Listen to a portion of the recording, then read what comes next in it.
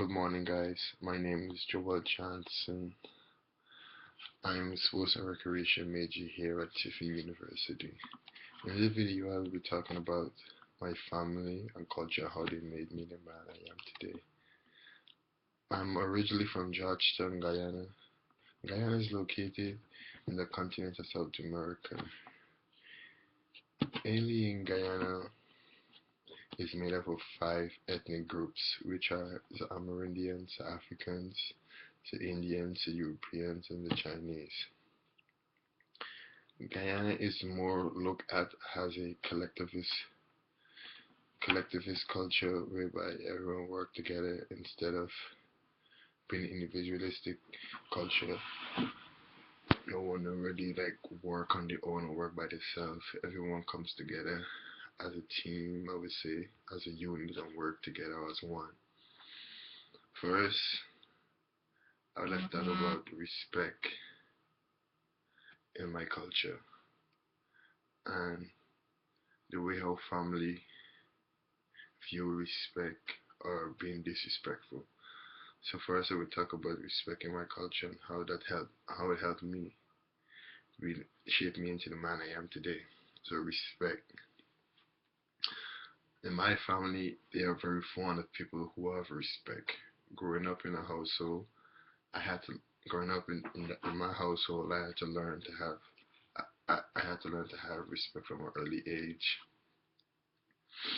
Some of the things Guyanese culture look at when it comes to having respect for the household is one, like if you say that I'm going to my friend's house, I have to show the respect by saying Mr. or Mrs. Smith, whether by calling them by their name. I have to always put that Mr. or Mrs. in front of the name before even going out anywhere disrespecting them by calling them by the just by the name. Um, Another thing in my culture I would like to talk about is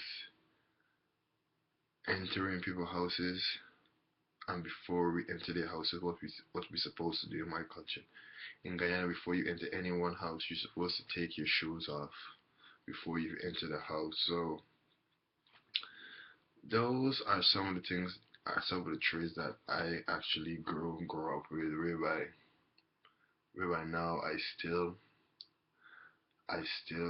say Mr. or Mrs. if I enter anyone's house.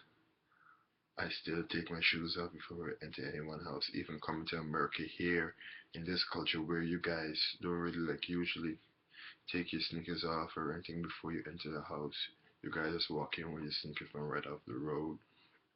Um, Another thing in my family they teach me about is having respect for your elders. So for me, I'm growing up respecting my elders. I had to be punctual when it comes to my elders. I had to respect them. I had to listen to whatever they say, whether you're my family or not. You're older than me. I had to listen to what you say just because I need to show that type of respect for you. So for me, looking me now being the person I am, I still have that same type of adrenaline or respect for older people, even though I'm in a different culture and a whole different country. I still have the type of respect for elder people whereby I still show respect. I still say Mr. or Mrs. I still take my shoes off at the door. I still take my hats off in buildings and so on. Like I said before earlier on in this video, that Guyana is more of a collectivist culture whereby social norm play a big role in our culture, whereby everyone work together in the community and so on. This shaped me out. Actually, this helped me a great lot, and this showed me that being interactive with others became very easy for me. You know, because now I'm looking back at it now and how it helped me in terms of me being an outgoing person, a very outgoing person. Now, see, see, I'm in a group of people perceive me being Guyanese, and I'm in a group of my room with them, which are all Americans. I would be the one in the group that will go confront someone and start a discussion from out of the group, just because I've learned that back home how to be social with others instead of being to yourself, more to yourself. So I think that helped me a great lot in terms of interacting with other people for the first time, how to talk to people for the first time. So that actually helped me a great lot. Um, another another great influence for me, which is something that I adapt actually, is being loud. Because growing up in my household, I don't know why my mom always loud. She was forever loud. She's still loud unto this day. So if she used to call me, I could be right in the next room. She would scream at the top of her voice just so that I could hear her clearly. I don't know if she's deaf or uh, she just that natural, but my mom is very loud, so I tend not to be loud because I actually grasped that from her. I tend not to be loud when I'm actually talking to someone, which I have a deep voice, but I tend not to be loud. But it's something that comes natural for me just cause I I was around my mother for all the days of my life, so being loud just came a part of my just came a part of my identity, I should say. Um, Another thing in my culture that they always tell you that you should have goals for yourself. No matter what you do, you should have goals.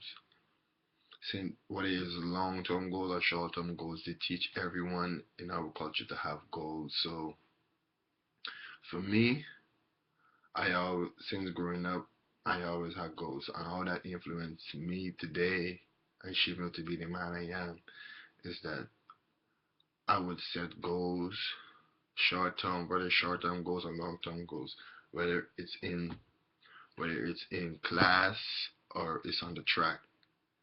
So I actually set goals for myself, and that actually worked because I actually marked down when I accomplish my goal and where I need to go and what I need to do to accomplish this goal. So in my culture, they focus on goals. They always want you to take another step, another level in life. My mom teaching me to have goals and always believe in yourself. So those are some of the things that influenced me to be the man I am. Um, what more I could say a lot more about my culture and some of the things that influenced me that make me the person to hate certain stuff, which is I would say called soca music. We have this festival in Guyana we celebrate every year on the 23rd of February, which is called Mashamani. It's like a carnival parade. And like for the whole month of February until that day, every day you would hear soca music, and I just get disgust of it. So that just came on to me. We're to the point that I just disgust of soca music, and I hate soca music. So thank you. That's all. Thank you.